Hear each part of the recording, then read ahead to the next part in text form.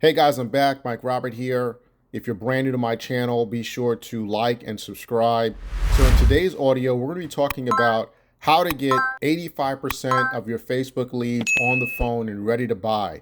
One of the things that I constantly see from business owners and agency owners is that their Facebook leads suck.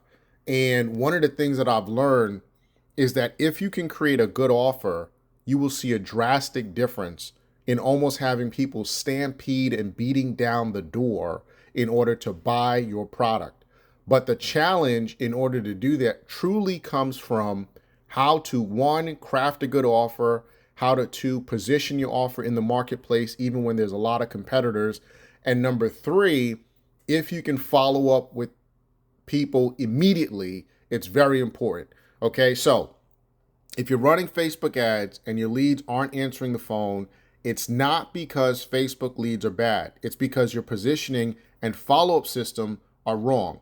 Today, I'm going to show you how we consistently get about 85% of our Facebook leads on the phone in under 2 minutes. And no, we're not chasing people down. We're engineering the conversation before we ever call. Here's where most people mess up. They run ads that say free quote, free information, learn more. Now that attracts curiosity. Curiosity does not pick up the phone. Intent picks up the phone. If your offer doesn't create intent, you'll struggle. Now imagine this. Imagine there was a major storm that just came to town, and everybody is now looking for different service providers. If we're talking specifically in the home services space, this could be potentially water damage. This can be tree damage. This can be plumbing issues, right? And these people are now, we're in the buying phase. Demand has gone through the roof. They're beating down the door in order to get a contractor on the phone so that they can get them to their property and take care of their needs. Now, we don't position for information. We position for a result they already decided they want. This is the thing with Facebook that most people mess up on. So an example of that is, instead of learn more about X or see what X options you may qualify for, or free estimate, we say we still have blank by the blank. So in this example is lead generation in social media, and Facebook specifically, is taking someone who is curious about something or has an interest about something and positioning a very good offer in front of them. So an offer is going to change based on the audience you're trying to sell. So in every industry, it's going to be different. What I'll do here is I'll give you a couple examples. Okay, let's say that you have a dog and you do not want to pick up your dog's poop. Well, there are actually companies out there that offer, depending on where you are, of course, geographically, there has to be enough demand, right? But there are companies out there that offer poop scooping services, okay? So this is where your dog can go and poop around your property, and they'll come out, whether it's once a week or however often you need them to come out, and they will pick up the dog's poop. Now, if you live in an area where there are a lot of dog owners, it would make sense for them to run an offer on social media for that. Why? Because yes, there's going to be a lot of intent in terms of someone searching on Google, but the demand of showing people the value that you bring and how they can get access to that value could go much faster with social media. So this is the main difference. Now, you're probably thinking, okay, well, this person was not looking for my particular product or service. That is the caveat. So it's about how you position your offer in front of the consumer that makes them raise their hand to make a buying decision. Now, I don't want you to be misled. I don't want you to think that everybody who fills out a Facebook lead form, or everybody that goes to your website from your Facebook ad and fills out the form, or people that might send you a message, I don't want you to believe that they're all saying, hey, here's my credit card, take my money. No, that is the common misconception that a lot of businesses and business owners have when they get leads. You still have to do your part. Your part is effective communication, asking the right questions, and in many cases, getting the consumer to the next step. So in that case with the dog owner and the dog poop scooping, we're not specifically talking about buy now. We're specifically talking about the offer. So the offer, I hope you understand the distinction. Most of you think that the offer is buy now. That's not the offer. The offer is what about this particular service is going to be of an interest to the consumer, not the business. Very important to understand the distinction. So what happens is when people opt in, now they have given you permission to sell them. So how does sales work? Sales is always about communication. So what most people don't have an issue with often is they don't have an issue with getting Facebook leads. Okay? They have an issue with communicating to those Facebook leads. People don't answer the phone. People don't respond to text messages. So everything that happens with whether it's your website or your lead form, everything has to match up. So, and this has to be tested. I have tested many different variations of forms, and let me tell you something. There are forms that do not work at all. There are forms that have a higher volume rate of responses, and then there are forms that have a higher volume rate of getting people on the phone. So what you ask in the form matters. That means that when you ask the person, get a free quote, and then you tell them why, that is going to get them to input their information. But if you don't have that and you're saying, not like, let's just say you're saying $50 special, book now. Well, why would they book now when they can book later? So every time you position something in front of somebody, you have to make sure that it makes logical sense. So for instance, in that example, if you are running a $50 special, I'm just throwing a number out there. Let's say you are running a $50 special.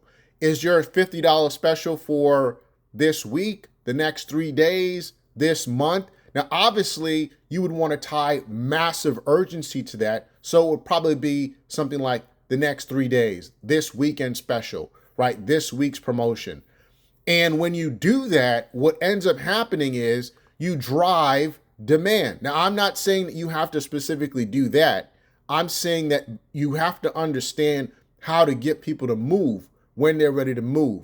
So they're willing to take action now because it's basically like, hey man, the fair is coming to town. So if you've never had a fair come to your town, a fair comes to town maybe 2 or 3, 4 times out of the entire year. So it's basically where they'll have like a carnival and a bunch of things going on, activities for kids, different food, different vendors, and just a night out with the family, right? So if you want to go out to a fair, take your family to a fair, you can't sit on a nail, you can't sit down and think about it, right? You have to get up and take action. So this is the same concept when you're thinking about running ads to generate leads. It's really about, I need these people to move now. So when people create an offer, they think offer is price anchored. No, an offer is just not solely price. A price will get a lot of responses, but it won't always get people to basically buy.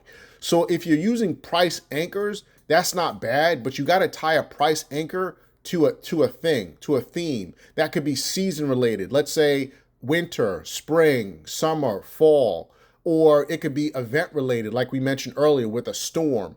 That's what drives the other step. So you have to think about it like a taking someone down the path of going from stranger, I don't know you, but I need this service. I'm interested, but I'm not really interested. Maybe I should do this. Maybe I shouldn't do this. Let me fill out the form and learn more about what this is.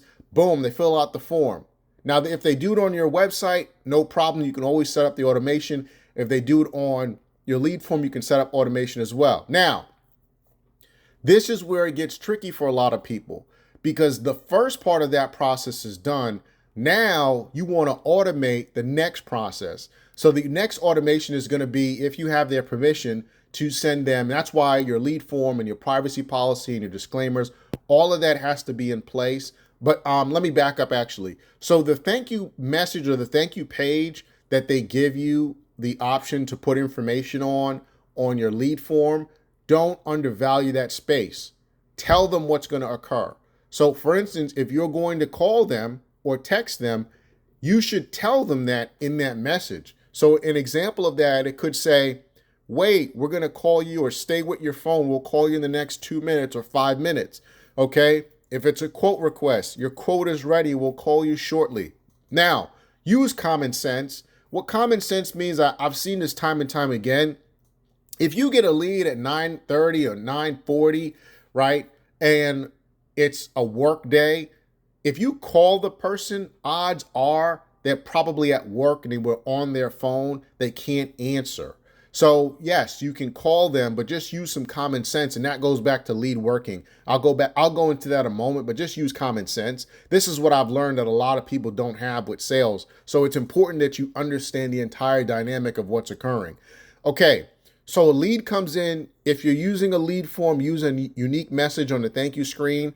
I also like to send leads to send message. That's because you always have direct access to them in the event that you can't get them on the phone right away. And that, most times I see is either they're working or they're a little tied up. Sometimes too, with all these new telecommunication rules that are going into place, you will be surprised at how many times you're calling someone and their phone doesn't ring. I know iPhone came up with an update back in October of 2025 that prevents a lot of phones from ringing. And a lot of these carriers now have, if the number is not registered in the person's phone, sometimes your number can show up as spam. So you have to use that understanding. That's where you might send someone a message or a text message. Okay, that's why you need permission to do that. Now, what happens is the cadence is simple. If you're sending, let me go to the landing page. If you're using a landing page, I would create a unique message on that landing page as well to get them to call in if they can. If not, then you let them know you're going to call them shortly. Okay. Now this is where the real work begins. We've gotten the lead to come in. Now we need to get them on the phone so that we can sell them our services. Okay. And get them to the next step. So that's where you want to send a person a nice welcoming text message about what to expect next. So if this is where you're booking an appointment, then you want to basically let them know, hi, we're going to give you a call shortly, and maybe even give them your name and give them your phone number. This is because sometimes the text you're sending it from, you're using maybe ClickSend or Twilio or another platform. They're going to text from an 800 number. I've seen it where sometimes people expect the call to come from that number. And in many cases, it's going to come from a cell phone. So whoever is going to call them or an office phone, just let them know who is going to call them and the phone number that is going to be calling them. This connects the dots. So now when they see an unknown number and they look at it, and you will be surprised that you just sent someone a text, they just filled out a form. Doesn't matter if it's Google or Facebook, by the way, or another platform. People just have amnesia really quickly, short-term memory, right? Some people just forget. So what you want to do in that scenario is you want to call. If they don't answer on the first call them back in about 2 to 3 minutes. The reason being is because they're probably going to be thinking, who is calling me? Okay. And they're near their phone because they just were on, social media or your site to fill out a form. And many people are filling out forms on mobile. Okay. Now, if you don't get them again, that's where you would leave a professional voice message if they have a voice message set up on their phone. And you will also send them a quick text from your cell phone or whatever device you're using right after. Now, I'm not giving you the exact messages, but this is where you're going to have to use creativity. I'm giving you a lot of information here that is extremely valuable. But understand, in marketing, all of these components have to be mapped out. They cannot be by mistake. And let me tell you how I know this works. So we took on appointment setting for certain industries that we're in for our clients. And when everyone else is saying, hey, Facebook leads don't work, this and that, here we are getting 85+% of these people on the phone same day, booking appointments. Now, what happens if you don't get them on the phone the same day? You want to set a calendar where you set your watch of your follow-up sequence. So for instance, if a lead comes in at 9:30, you've called them twice, you've left a message, you sent a text, you didn't hear back. Later that day in your local time, let's say 5:30, you want to call again, and if they don't answer, send a follow-up text message. But in my experience, if you have a good offer, you position it the right way, you use proper language when you're communicating, we have been able to get 85+% of these people on the phone same day, and we never stop following up. So the back end is where sometimes people may send you a message on Facebook. Some people may send you an email, because we also have an email responder that goes out to these folks. So we're basically leaving no stone unturned, because we want to make sure we're hitting every bell and whistle. Now, there are ways to get people to give you their real phone number. Sometimes people use decoy numbers on social, and for good reason. They don't want spam and all that kind of stuff coming to their phone. But you have to be creative with how you set up your lead forms. I have made a couple videos about this in the past. You can search through my channel and find them. But this is really important, because think about the difference here. And I'll give you some metrics. And again, the metrics that I'm giving you are from my experience, and everybody is going to have their own experience. But in my experience, we were able to help clients that struggled to get consumers on the phone to set up a meeting with them. And then we even had the situation where a consumer would get on the phone, set up the meeting, and not have the resources to hire them. So all of that goes into play with creating good offers. So it's more than just having a lead come in. It's really about getting a percentage of leads that can come in, that have the means, have the resources, want to take some type of action in the immediate or near future, and that can be sent to your client. And what I found for us is it worked really well. So if you're a business owner, agency owner, and you're saying, hey, lead forms don't work, that's not true. You want to make sure that you set up your lead form, and that's going to take trial and error. So you have to be willing to spend and invest. But once you dial it in and you're getting leads to come in consistently, now you've basically changed the trajectory of your entire advertising campaign. And probably many of the accounts that you're running, unless you're the business owner, probably set the sale for however long the ad that you're running lasts, right? You set a good sale where you can generate business from Facebook. So if you found any value in today's video, click the like button, share, subscribe to my channel, and I'll talk to you guys next time.